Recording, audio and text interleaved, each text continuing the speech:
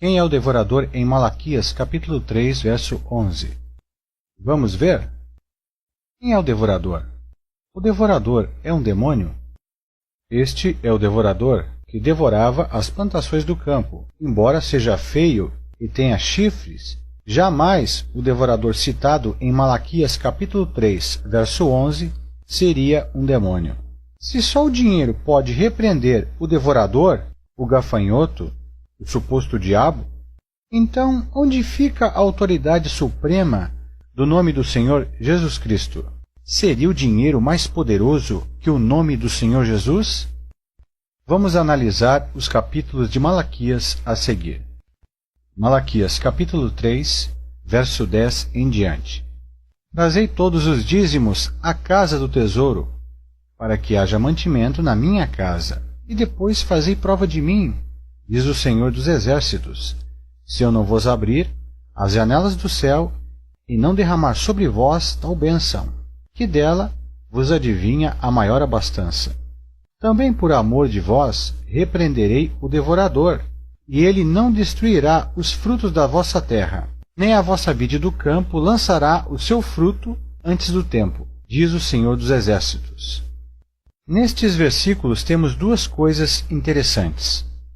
O livro de Malaquias foi escrito com repreensão ao povo de Israel, peso da palavra do Senhor contra Israel, por intermédio de Malaquias, Malaquias capítulo 1, verso 1, e especialmente aos sacerdotes corruptos. Agora, ó sacerdotes, este mandamento é para vós, enviarei a maldição contra vós, e amaldiçoarei as vossas bênçãos, como está escrito em Malaquias capítulo 2, versículo 1 e 2. Deus rejeita a oferta dos sacerdotes levitas, como está escrito em Malaquias capítulo 2, verso 3. Eis que reprovarei a vossa semente. Estavam ofertando animais coxos, cegos, mudos e defeituosos, como está escrito em Malaquias capítulo 1, dos versículos 7 a 8. Ofereceis sobre o meu altar pão imundo. Por que ofereceis animal cego, coxo ou enfermo, para sacrifício dos pecados?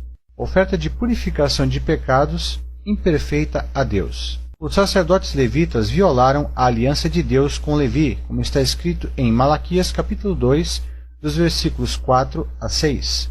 Os sacerdotes levitas estavam desviados e infiéis com suas esposas, como está escrito em Malaquias capítulo 2, versículo 4 a 17. Em Números capítulo 34, podemos ver a distribuição de herança na terra de Canaã. E a tribo que não recebeu terra como herança foram os levitas. E a aliança de Deus com os levitas foi de comer dos dízimos alimentos das demais tribos de Israel, dos israelitas que tinham terra, exceto os levitas, para o serviço sacerdotal, na tenda da revelação do tabernáculo. A aliança foi dada por Deus e proibiu os levitas de trabalharem, separou-os e os deu os dízimos de alimentos como porção de sua herança em Israel. E separarás os levitas do meio dos filhos de Israel, para que os levitas sejam meus, como está escrito em Números capítulo 8, versículo 14. A escolha dos levitas e os tesoureiros, administradores dos alimentos trazidos pelas outras tribos onde eram estocados nas câmaras, nos depósitos de alimento, ou seja, casa do tesouro. E eis que aos filhos de Levi tenham dado todos os dízimos em Israel, por herança, pelo ministério que executam, o ministério da tenda da congregação, como está escrito em Números capítulo 18, versículo 21. O dízimo era dado em alimentos. Então todo o Judá, ou judeu, trouxe os dízimos do grão, do mosto e do azeite aos celeiros, onde se estocava os dízimos, alimento de animais e vegetais, e distribuiu aos levitas, como está escrito em Neemias, capítulo 13, versículo 12. O dízimo era dado em animais. No tocante a todas as dízimas do gado, do rebanho, tudo o que passar debaixo da vara, ou seja, o 10º animal, que era o dízimo, será santo ao Senhor, entregue aos levitas, como está escrito em Levítico, capítulo 27, verso 32. O dízimo era dado anualmente, uma vez por ano. Certamente darás os dízimos de todo o fruto da tua semente, que a cada ano se recolhe do campo, ou seja, frutos da terra. Ou seja, dinheiro não nasce na terra. O dízimo era anual e não mensal, como está escrito em Deuteronômio, capítulo 14, versículo 22. O dízimo trienal, ou seja, o dízimo do terceiro ano, era para órfãos, viúvas, levitas e estrangeiros. Então os darás ao levita, ao estrangeiro, ao órfão e à viúva, para que comam dentro das tuas portas e se fartem, fiquem satisfeitos.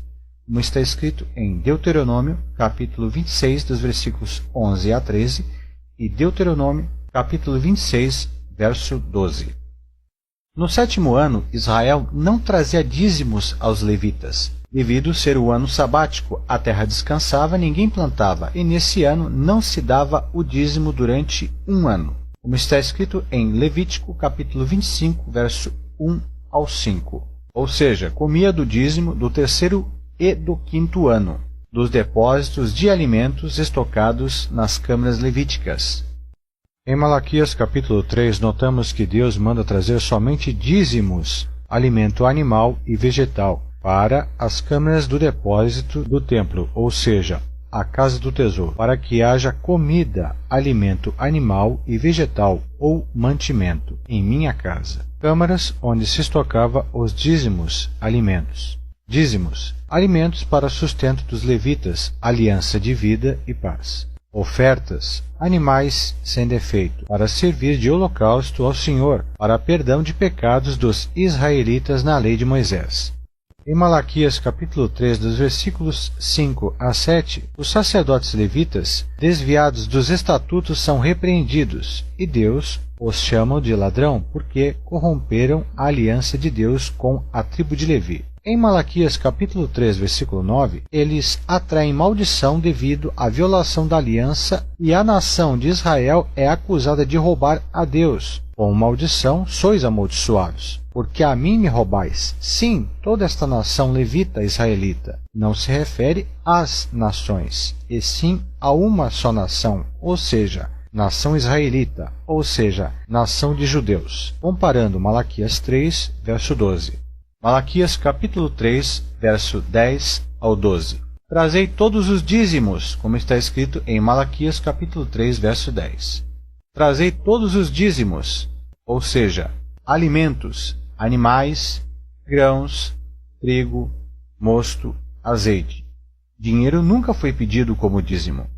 A casa do tesouro, câmaras do depósito de alimento central do templo levita, onde se armazenava o grão, o trigo, o azeite, o mosto, os alimentos, a comida.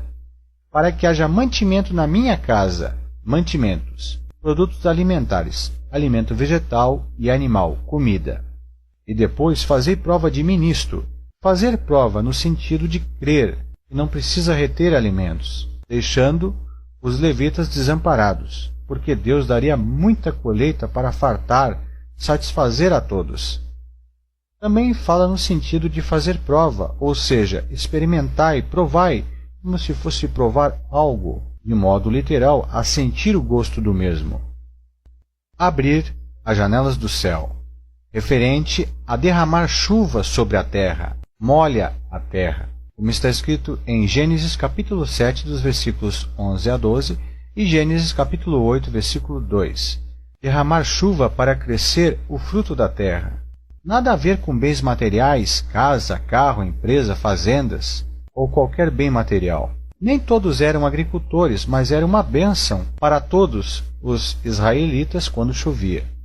Derramar sobre vós uma bênção tal, que dela advenha maior abastança. Fazer prosperar os campos de modo a ter fartura, dobrar ou triplicar a colheita para abastecer as câmaras de estocagem de alimentos, para que possam dar aos levitas, órfãos, viúvas e ao estrangeiro, sem precisar reter, guardar, com medo de faltar, até que não haja lugar suficiente para a recolherdes. Deus promete fazer crescer tanto o fruto da terra que nem haveria espaço nos depósitos do templo, as câmaras da casa do tesouro, para armazenar tanta quantidade que colheriam na safra. E por causa de vós repreenderei o devorador, para que não coma o fruto da terra, e a vide do campo não seja estéril, ou seja, que a planta e a vide possa dar frutos, diz o Senhor dos Exércitos. O devorador é um demônio? Veja quem é o devorador. Este é o verdadeiro devorador que devora as plantações do campo, embora seja feio e tenha chifres. Jamais o devorador citado em Malaquias, capítulo 3, verso 11, seria um demônio. Se só o dinheiro pode repreender o devorador, o gafanhoto, o suposto diabo, onde então fica a autoridade suprema do nome do Senhor Jesus? Seria o dinheiro mais poderoso que o Senhor Jesus? Repreenderei o devorador, que não é o diabo, e sim um gafanhoto devorador, como está escrito em Malaquias capítulo 3, verso 11.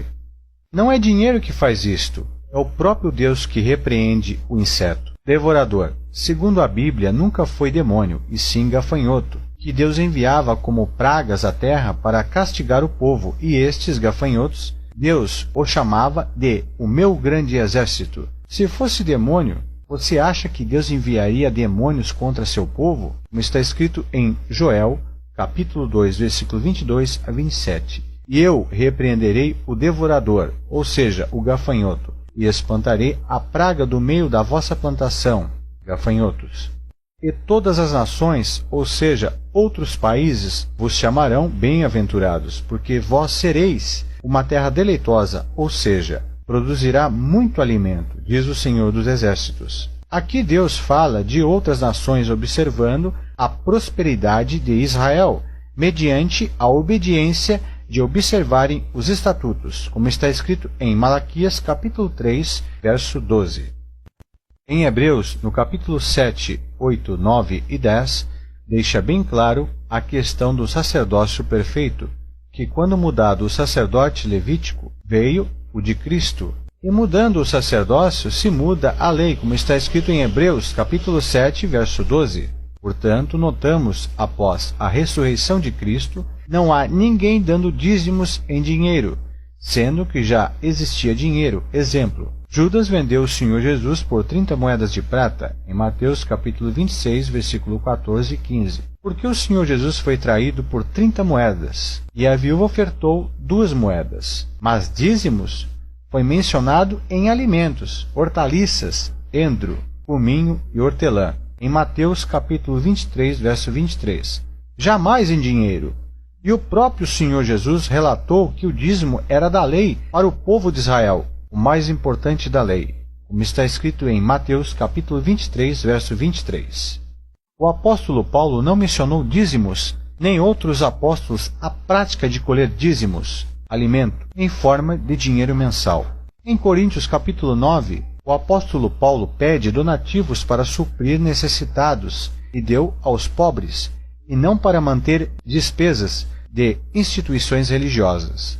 Em Atos capítulo 4, versículo 32 em diante, notamos a generosidade dos irmãos vendendo tudo e depositando aos pés dos apóstolos, para que se fosse feito distribuição aos necessitados, de forma a não haver necessitados entre eles. Esta é a justiça que excede a dos fariseus religiosos, que apenas punham seus dízimos das hortaliças e achavam que estavam cumprindo sua parte. Em Mateus capítulo 23, verso 23 e Lucas capítulo 18, verso 12. A prática dos fariseus mostra religiosidade e eles não praticavam a fé. De fato, que quem diz que dizimar é um ato de fé é engano, porque os fariseus dizimavam, mas não praticavam a fé e maltratavam as pessoas como fez com o publicano.